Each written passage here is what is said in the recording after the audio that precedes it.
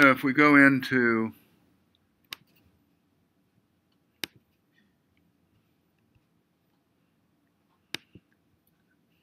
the class schedule, I have put up the notes for 6 and 7. There's some possibility I may add to those, but they're substantially complete. We're going to go back and do a little bit more on section 5.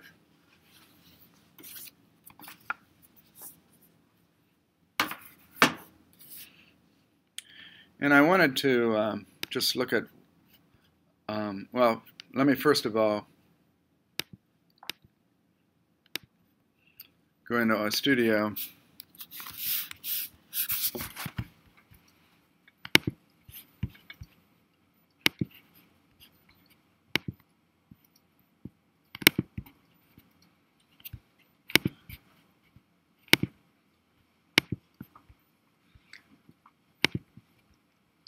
So I'm going to go to section 5, which was the three-way analysis of variance. The reason this chapter is very important is because it talks about where we compute the expected mean squares.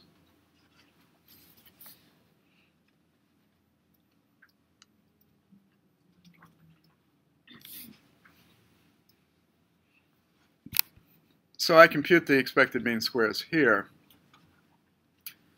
And I didn't fully spell out, let me go back here a minute, let's see, never remember where I keep the book. I keep it in several places.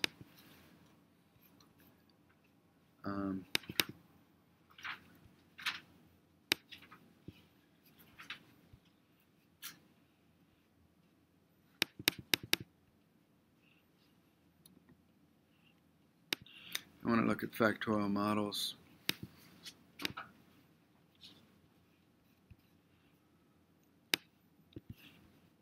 Let me blow this up a little bit more.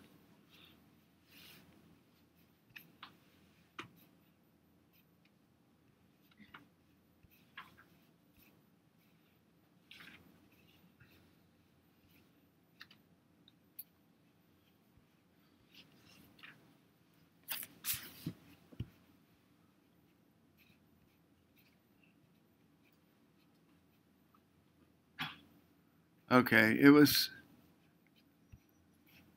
where is it? Yeah, this table right here is the key thing. And in particular, and in particular, the rules here is that you always have sigma squared, and you look at the coefficients for any sigma squared, or the theta squared is simply the same thing in terms of a sum for a fixed effect in terms of a variance component.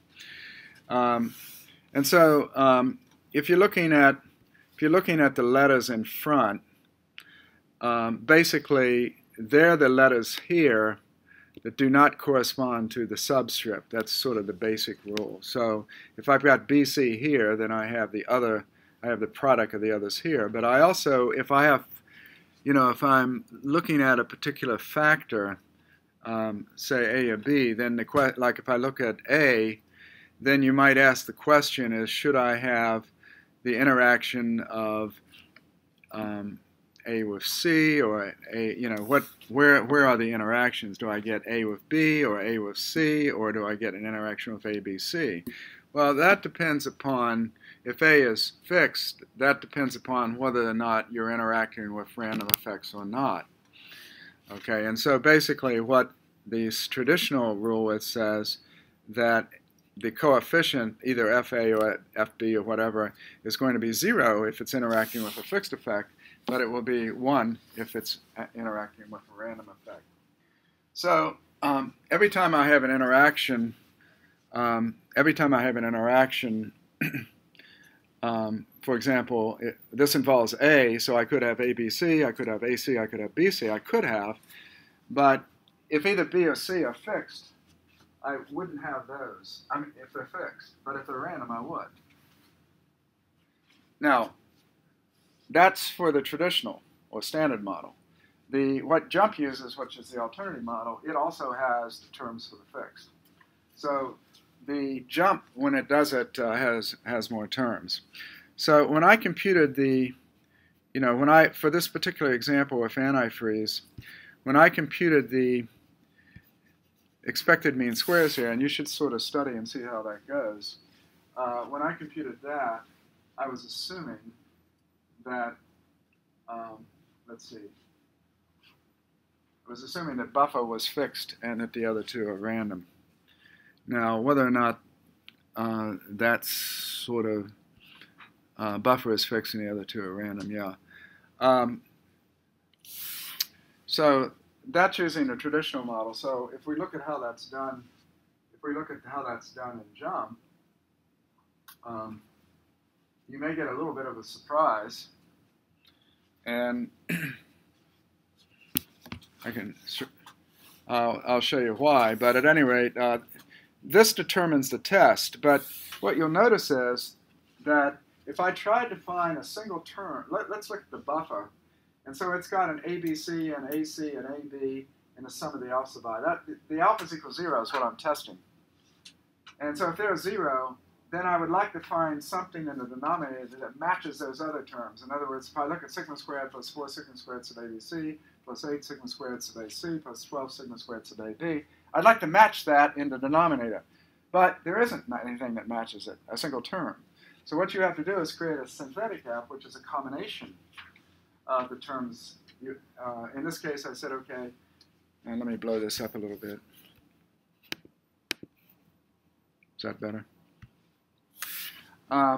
So I said, okay, you have to find, if I take the AC plus the mean square for AC plus the mean square for AB and subtract off ABC, if you look at that, again, AC and AB, if you look at those two, if you add them together and you subtract off ABC, you'll see you get the top one, except for that last term involving alpha.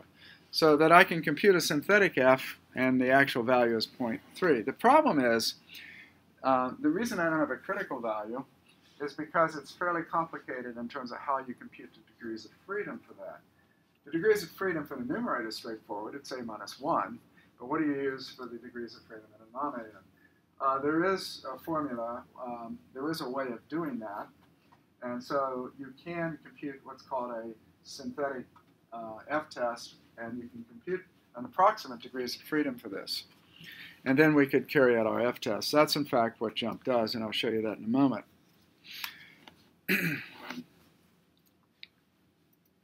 But is it clear what the other tests are? For example, the B term has BC, and so I'm going to hunt for something that has BC but not the B term. Well, it's this bull by antifreeze. So in other words, to test the bull, I use the interaction of bull by antifreeze. Is that clear? And if I were looking for, if I was looking for, that was for antifreeze, I'm sorry. I test bull by antifreeze to test antifreeze. Now, part of the problem is, do you notice that F-test? If I do that test, it only involves 2 degrees of freedom. That's not good. Now, you could argue that, well, I'm not necessarily interested in, well, I mean, you probably are interested in antifreezes. Now, I would claim that antifreeze should probably be a fixed effect, and when we get to jump, I can quickly show you what happens. I'm first of all going to do it. I'm going to show you how you do it when, in fact, antifreeze is random, and then I can redo it and show you what happens when it's fixed. And it changes quite a bit, actually. And so, so I'm going to show you that in just a moment. So at any rate, so we can actually get our tests, and the only thing that, the only p-value, first of all, I think these are the correct test. And then there's a buffer by antifreeze interaction, and then there's an antifreeze interaction. So there's an antifreeze and a buffer by antifreeze. Buffer by itself is sort of inconclusive here, but if in fact the interaction of buffer and antifreeze is significant, if in fact the antifreeze would have been a fixed effect, then you'd actually like to go in and look at this plot where you're looking at buffers and antifreeze. Now remember what you're looking at is that line segments, are the line segments parallel or not? Well, you can see either graph. That's the same graph. Here I'm looking at buffer down here. By each line represents a type of antifreeze, and then down here I'm looking at the antifreezes and buffer. You don't have to do it both ways. I was just showing you that you can, and you can see that there does appear to be a fairly strong antifreeze. For example, A1 sort of keeps going up.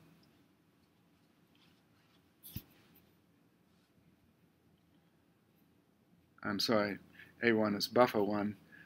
And as you increase the buffer for the different antifreezes, it's going up.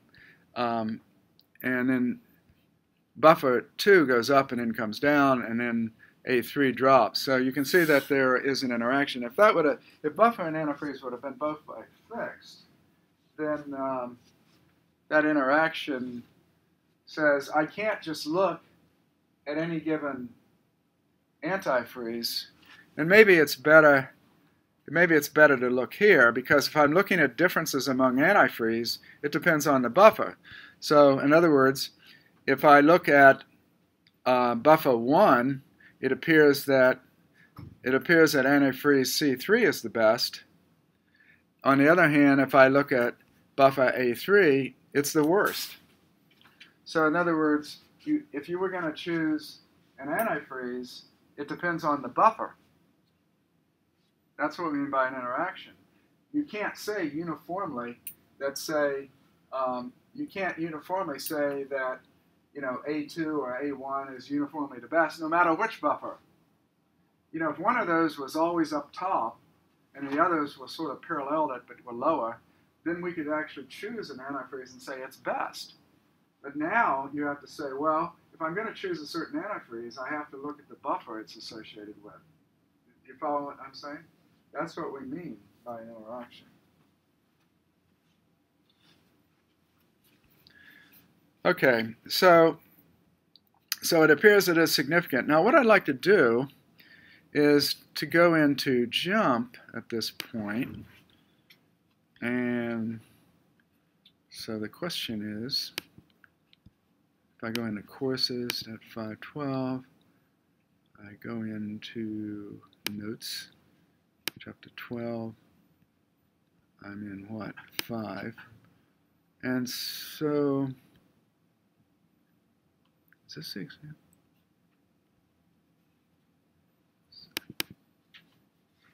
Yeah.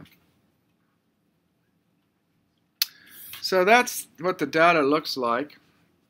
And that's the jump data table, and the viability is what we're measuring. And we have 2 bulls and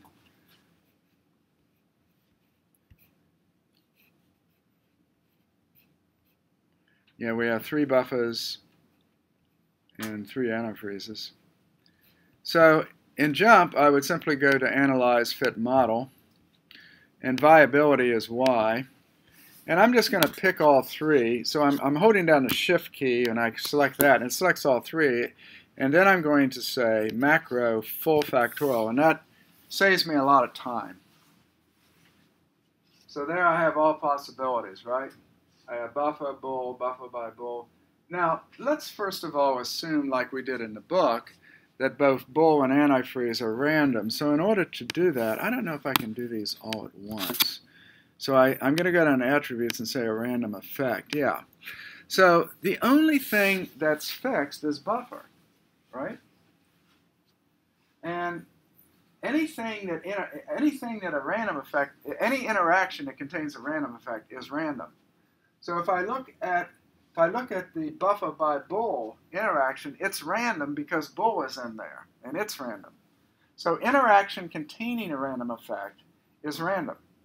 Now, if I would have had buffer and antifreeze both fixed, then the buffer by antifreeze, this term would have also have been fixed, the interaction. But as it is, the only thing that is random, that's fixed, is buffer. So at any rate, so here I have here I have these terms, and if I go down and get the expected mean square, then this is using the traditional way. That by traditional he means alternative. And so I'm going to keep this dialog up, and I can simply run this, and perhaps I should, let me look at it again. I'm going to do a minimal report because it gets kind of carried away. Okay, so one of the things JUMP does not, you can sort of collapse everything, and I'll open them back up in a minute. So, that's really the basic report. So I'm interested in the expected mean squares, and actually maybe I better open this up. In fact, you might even need a big screen. I guess that's it. So if you look at what these are, the coefficients, which tell you what terms are there. So if I look at buffer, if I look at buffer, I of course have a term due to buffer with 24. That's the coefficient, the number. And then I look at buffer by bool, which is random. It has a coefficient. In other words, buffer by bool is there, which is random.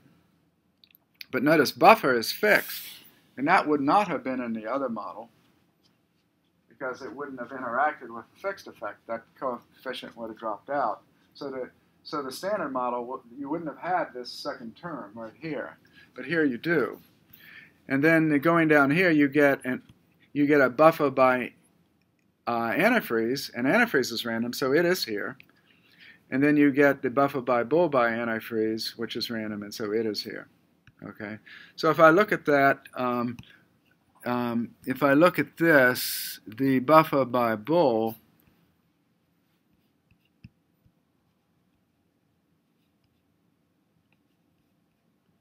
let's see, wait a minute, no. Now I'm a little puzzled because we do have that term. Am I?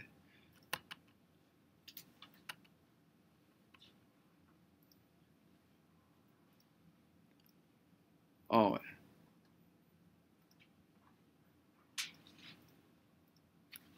I need to check this. I'm doing buffer. You have the AB. Oh yeah, here you do have the AB and the AC because they're both random. So there's no difference between our model and their model because they're both random. But on the other hand, if you look at bool, let's look at bool. That's a better one. So let's look at bool, which is random. Here you get bool, which has 36, and you get bool by buffer here, and then you get bool by antifreeze, and then you have the three-way. So in particular, when you're looking at bool, you have the bool by buffer. So when you're looking at bool, you have the AB term in JUMP, but you do not have it here. Do you see what I'm saying? So in JUMP, you would have sigma squared, but you also would have had the AB term. A is fixed. And in JUMP, there's f of a's and f of b's. They're always 1, and they're always 1 in JUMP. Whereas here, if it's fixed, it's 0.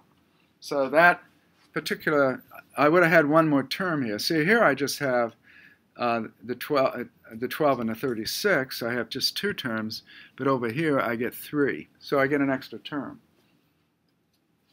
Okay. Now that affects how we're going to do our f-test. So if I, for example, if I'm over here, if I'm looking at bool, and I have the AB term, then can you find one that has AB, BC, and B? In other words, can you find one that has AB and BC? And the answer is no. You'd have to do a synthetic one. Now that doesn't mean you won't find one over here. But so the question is how does JUMP tell you what the does it tell you what the synthetic does. And where it says test denominator synthesis, yes, it does. It tells you, remember when I did that F-test where I took differences and I said, okay, do this plus this minus that? Well, that's exactly what that is. For example, buffer says, notice how many you have to, notice I only had to do one. They have to do most of them. Well, they have to do three of them. They have to do buffer, bull, and all three of those. Let's see, buffer. Yeah, we had to do buffer too. We had to do buffer, but they also have to do bull and antifreeze. And you can see that these are telling the mean squares. The mean square for buffer by bull plus the mean squares for buffer by antifreeze minus the buffer by bull by antifreeze. That's what we got. But for the bull, we didn't have to do it, but they do, and they also have to do it by antifreeze. Okay. Now, if we would have done, suppose we would have done, if we look at ours, and I would have said, okay, antifreeze is also fixed, then this BC would still be there because bull is random, okay? But if I look at B, B would not involve C because if C is also fixed, that would drop out. Now, the effect of that is that I would reuse the residual. So if I had two fixed effects and one random effect, I'd have a lot more stuff drop out, and that would mean that I test more things with the residual, which has more degrees of freedom, and I have much more power. Now, so the question is, I don't know why JMP decided to use the alternative model. Again, there are different assumptions about whether or not they're completely uncorrelated or whether or not there's some correlation. Basically, it's strangely enough, by assuming what we call finite correction correlation, by assuming that, which I think is a reasonable assumption, by assuming that, the model actually simplifies. And I think it's probably a more reasonable assumption. Having said that, this doesn't put you necessarily in a great spot because you say, you know, you'd like to think that it's cut and dried about how we do these tests.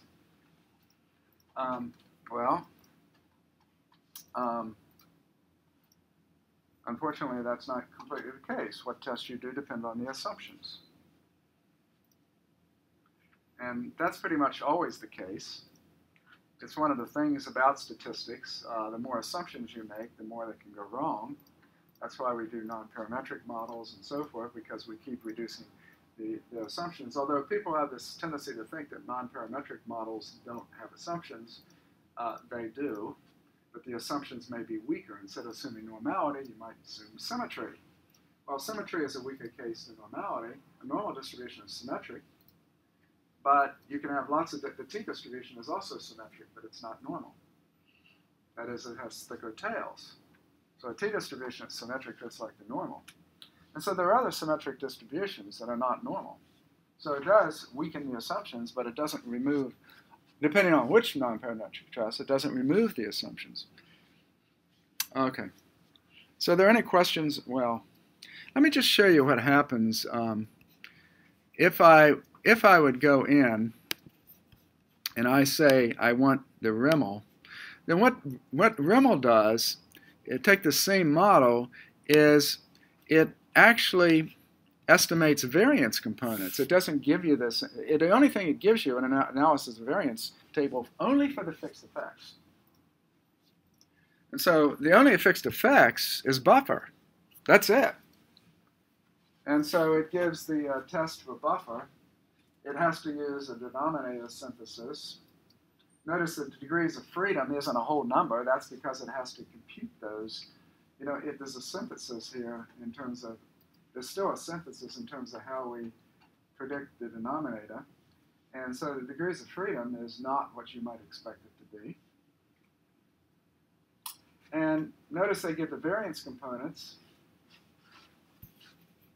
And then they give the confidence bands on these components. And then you ask the question, if you're testing the hypothesis that a certain variance component equals 0, then to reject, the confidence band could not contain 0.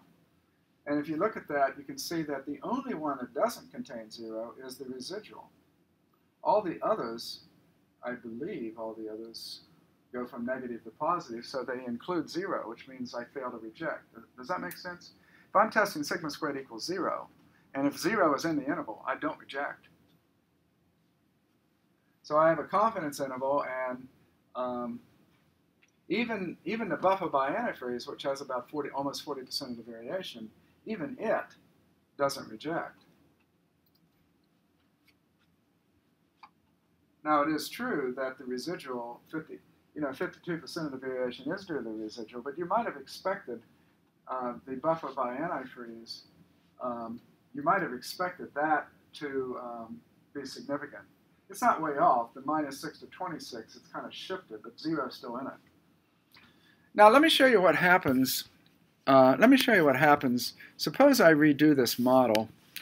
I'm going to get rid of this, and I'm going to redo the model. Again, I'm going to do a full factorial, so there's a macro that makes this fast. But I'm now going to assume that both buffer and antifreeze are fixed. Okay, so bool is random. So I have to do these one at a time now. So bool is going to be, I go to the attributes and I say it's random. And then buffer by bool will also be random too, right?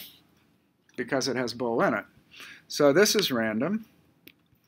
And then I go down to buffer by antifreeze. Well, that's fixed because they're both fixed, but the last two are random, so this is random. And the bottom one is random. Okay?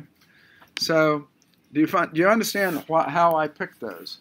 Buffer, antifreeze, and buffer by antifreeze, those are fixed. Everything else involves bool. It's random.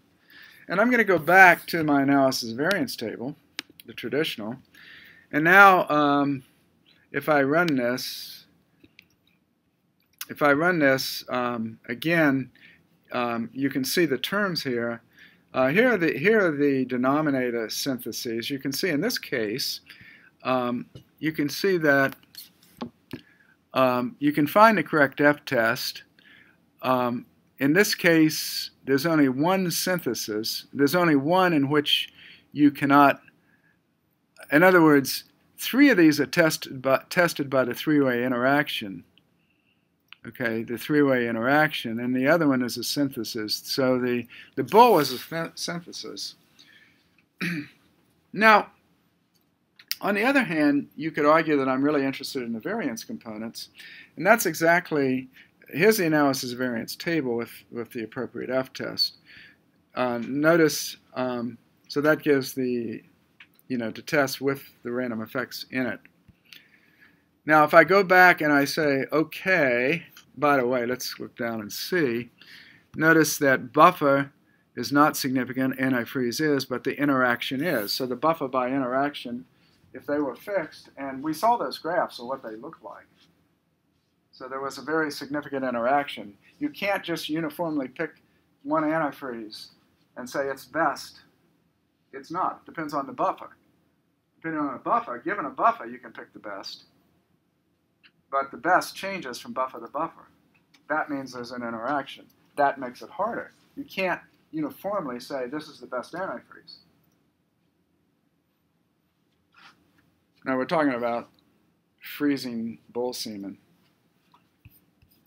for artificial insemination. Now let's take, suppose I went and said, okay, this is a restricted maximum likelihood. I'm going to do the same thing now. If I do this, it gets the variance components, and then it breaks out. Now, the way R does it, I showed you earlier this function called lemma. This is the only way you can get lemma to do it. But it doesn't, and lemma gives you a bunch of ways you can compute these variance components. One of the problems with, so we're going to put up with the basketball. One of the problems with using jump is that it kind of gives you a choice, and well, there are 3 or 4. If you're trying to estimate variance components, there's a problem. Using the traditional method we use, there's nothing to stop you from getting negative variance components. Well, they can't be negative. So what we do is simply say, well, if it's negative, then set it equal to 0. Well, there are other ways you can do it with restricted maximum likelihood in which you can never get negatives. But that's not the only way. There are alternate algorithms. In R, you can do quite a few of these algorithms. In JUMP, they give you one. But it's not a bad one. But my point is if I look here, again, the residual is the only thing that I'm finding that doesn't include 0. Now notice the other variance component, the buffer by bull, is the second biggest, and it has 14% of the variation. And it's really, it's not significant. There's nothing else that's significant. So in other words, that's actually fairly good news. In other words, if it depended on the bull, that would actually be a problem. In other words, the bull-to-bull variation is not all that great. And so it doesn't matter. If you had to figure out which antifreeze and buffer to use on which bull, that would be a real problem. You basically, now which antifreeze you use may depend on the buffer, but at least it doesn't appear it's depending on the bull. That would be a real problem because you wouldn't really know then. I mean, you don't know ahead of time which antifreeze and buffer would be best for which bull, but it doesn't appear that that's a serious problem here. Okay. At any rate, this is the type of issues you get in with mixed models. Mixed models, when you have if everything is fixed, then you're always using the residual for the error term. That's what the LM function in R assumes you're going to use the error term. And that's why it doesn't get the degrees of freedom. And that's why it doesn't get the test right when you have mixed models.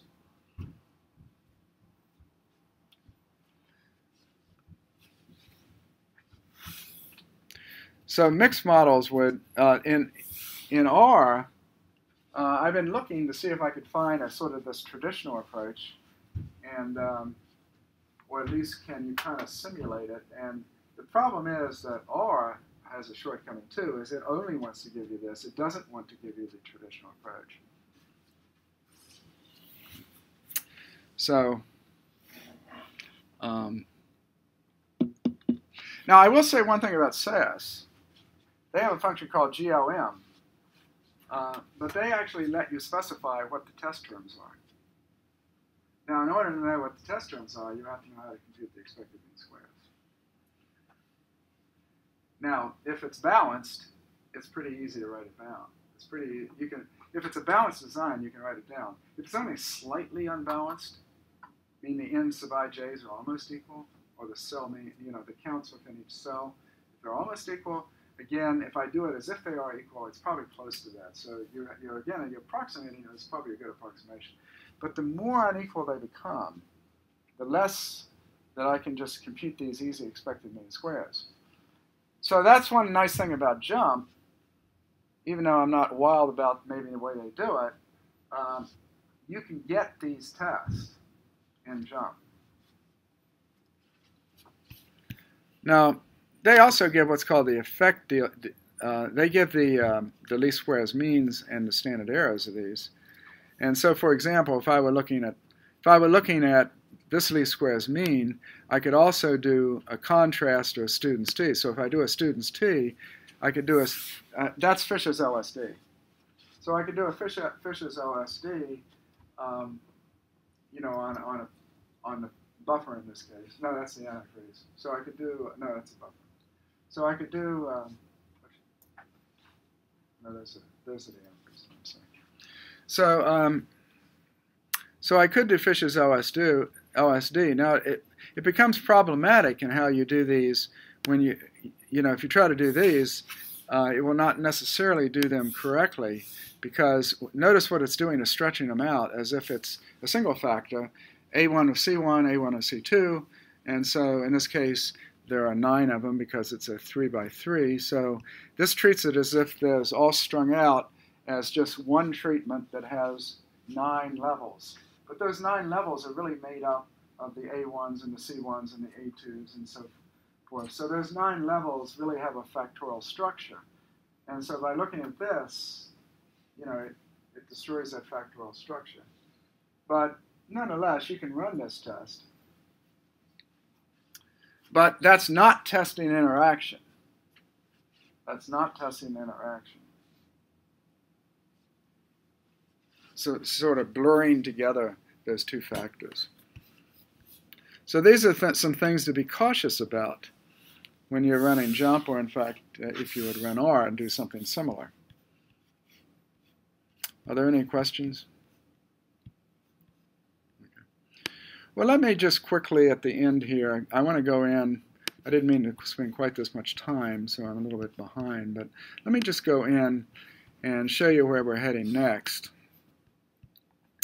What we're heading next is in section 6.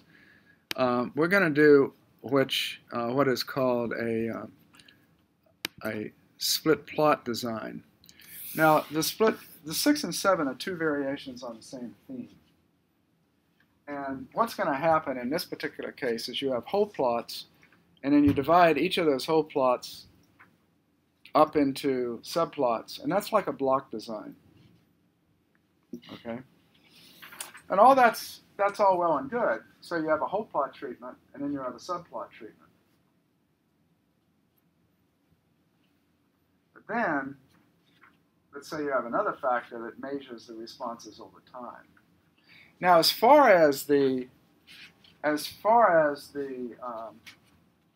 design goes,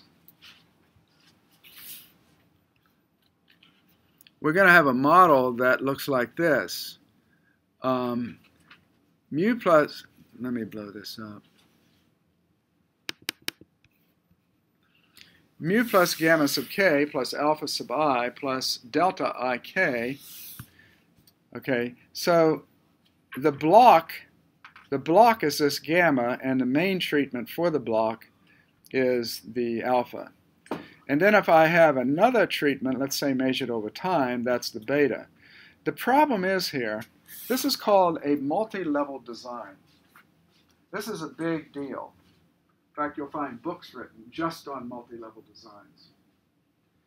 I may have mentioned to you the difference between this chapter, this section, and the next section is how we make up the whole plots. In the next one, they're made up as a block design here, and the next one they're made up as a completely randomized design. So the next section is like this, except that here, if I look at the first part of the model, going from here to here, that's just a block design. Whereas in section 7, I actually have random units within the main treatment. So it's like it's like I don't have the gamma sub k, because I sample within each of the whole plot treatments, and I can still have repeated measures over time or some other measure over that. And so, at any rate, 6 and 7 are going to be strongly related, and so we probably will pretty much get through those next time. And I don't know if I'll have time. I'll try to go through it from this book's perspective. I don't know if I'll get through the jump aspect of it next time.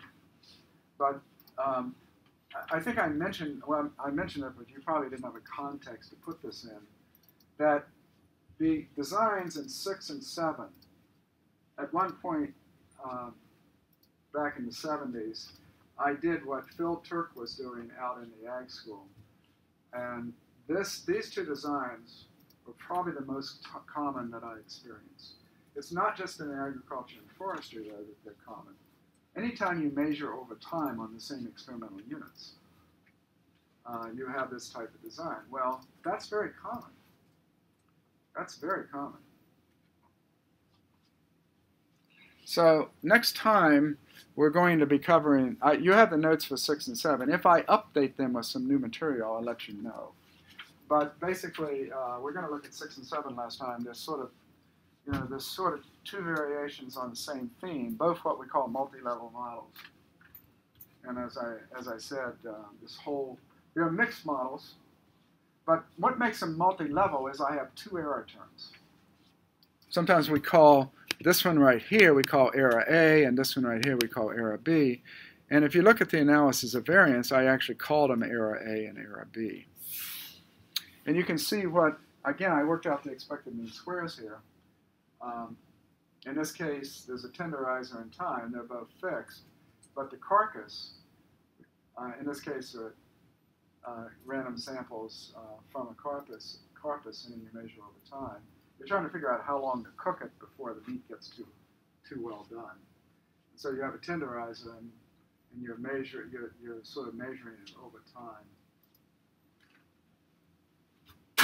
Okay, so this is the context. Just to show you the results in a nutshell, you have time, and then you have these 3 tenderizers. And you notice that you could argue that the control is actually, well, it depends on the amount of tenderness, but I think you actually want the bottom one. But at any rate, I think you want a low number. Anyway, we'll come back to this next time. And so look at 6 and 7. Again, the exam will have some scaling on it, and I'll let you know later in the week or this weekend what it will be. So if you had a really low score, it's going to bring it up proportionately more. I'm trying to get you up to the point where you can get a decent grade in the course, even if you had a low grade. But again, I would encourage you to do well in the homework, because that actually counts quite a bit too.